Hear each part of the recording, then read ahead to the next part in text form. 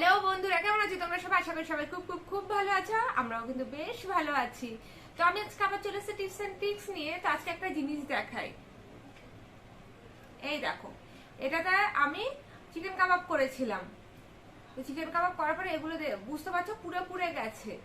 বেশি পড়েনি, কারণ আমি এটা রেগুলার ওয়াইজ মেজে ফেলি। তো আজকে আগের দিন দেখলাম এই পরিমাণে পুড়েছে, তো আমি রেখে দিয়েছিলাম যে এটা যখন পরিষ্কার করবো তোমাদেরকে দেখানোর জন্যে যে এইরকম পোড়া যখন হয়। প্রথম কথা না, জিনিস পোড়ার সঙ্গে সঙ্গে যদি ফেলে না রেখে মেজে ফেলা হয় তাহলে কিন্তু পরিষ্কারই থাকে। আর ইনকার সারাক্ষণ তো সময় হয়ে ওঠে না। তো এটা আমি কত সহজ প্রসেসে পরিষ্কার করছি, তার জন্য আজকে টিপসটা ঠিক আছে। আমি এখানে কোনো লেবু টেবু কিছু ইউজ করছি না। তো দেখো কত সহজ প্রসেসে আমি এটা একদম ঝাঁ চকচকে পরিষ্কার করে ফেলছি। তো চলো দেখতে থাকো। এর জন্য আমি গ্যাস জ্বালিয়েছি, বুঝতে পারছো তো, দিনের আলোয় আর কি ভালো বোঝা যাচ্ছে না। এই দেখো আমি ছোট গ্যাসটা জ্বালিয়েছি। এবার এটাকে আবার এর উপরে বসাচ্ছি, বসে আমি জাস্ট গরম করে নেব। গরম অবস্থায় পরিষ্কার করলে, খুব বেশি গরম নয়, যতটা হাতে সহ্য হয় আর কি, সেই অবস্থায় কিন্তু গরম করলে খুব তাড়াতাড়ি পরিষ্কার হয়।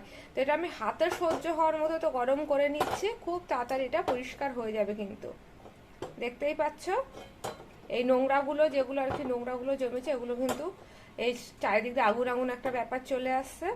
তাই দেখো কম বেশি ধোয়া ওটা শুরু হবে এটা যেই গরম হয়ে যাবে। তো এটা মোটামুটি গরম হয়ে গেছে, আমি আর গরম করবো না, তাহলে আবার ঠান্ডা করতে হবে, হাতে সহ্য করতে পারবো না। তো আমার এটা গরম করা হয়ে গেল। এই দেখো বন্ধুরা, গরম করে আমি এটা একটা থালার পরে রেখেছি। এখানে আমি ভিমবার নিয়ে নিয়েছি, স্কচ ব্রাইট নিয়ে নিয়েছি, আর এরকম একটা তারের জালি নিয়েছি, ঠিক আছে।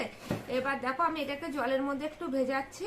ভিজিয়ে প্রথমে এইভাবেই আমি এখন করছি। দেখো বুঝতে পারছো তলায় কত নোংরা পড়ছে।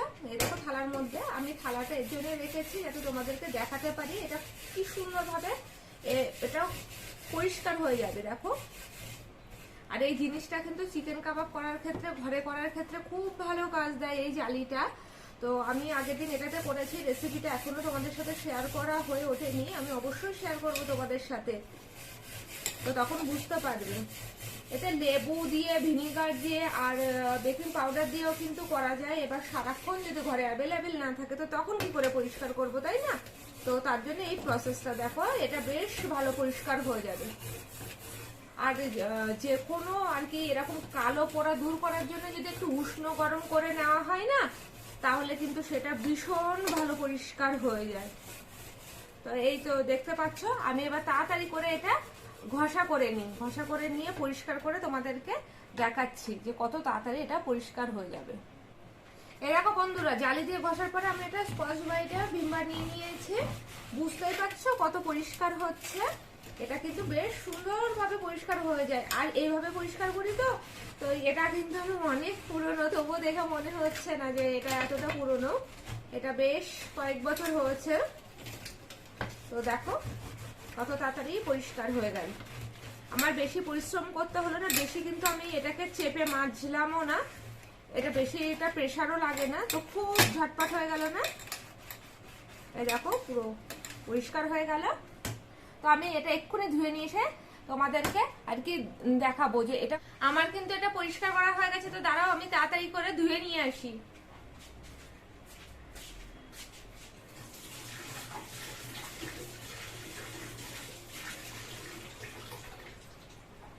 তো আমার ধোয়া হয়ে গেছে বন্ধুরা। এই দেখো এটা কত সুন্দর পরিষ্কার হয়েছে, তোমরা নিশ্চয়ই বুঝতে পারছো, জালিটা চকচকে হয়ে গেছে।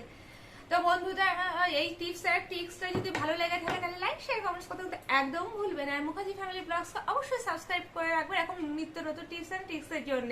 তো চলো এখনকার জন্য টাটা।